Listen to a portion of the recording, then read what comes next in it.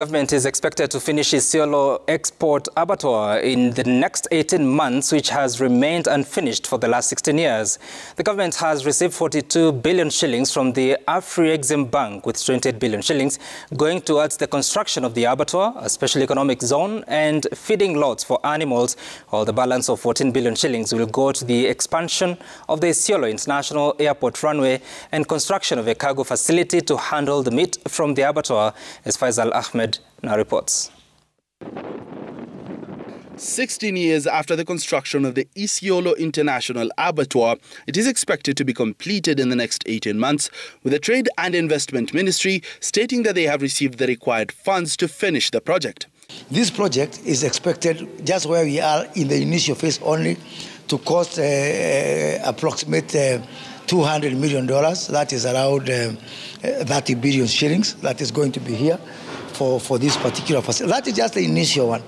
And then also another $100 million or around 14 billion shillings or thereabout that is going to go to expanding the Isiolo airport, so that when meat is processed here, it gets its way to the airport, and from there it is lifted to a number of countries. The government terms the facility as a game changer, as it will export meat directly to the international markets. Within the next 18 months, it is my agreement with the investors that we'll start to see the first animal coming in here and the first money getting into this economy.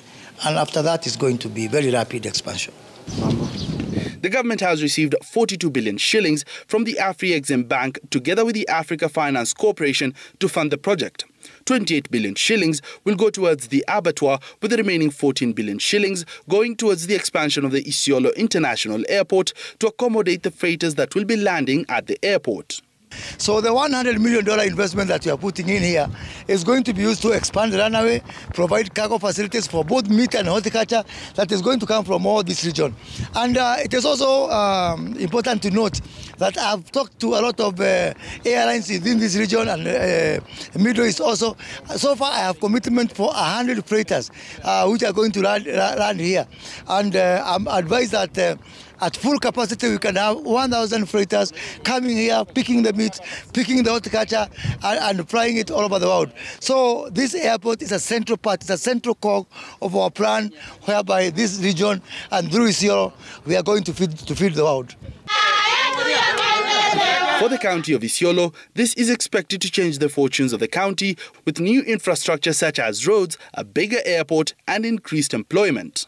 This project, what I can assure you is that Isiolo people, northern Kenya and northern Bet will not lose the animals which they lost last year. In fact, Isiolo alone lost close to 6 billion worth of animals.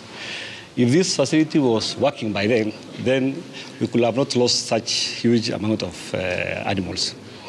When I came in, this facility was supposed to cater for 300 cattle a day, 100 goats. But as we are speaking now, we have a capacity of slaughtering 10,000 cattle, 15,000 goats and sheep, and 5,000 camel a day.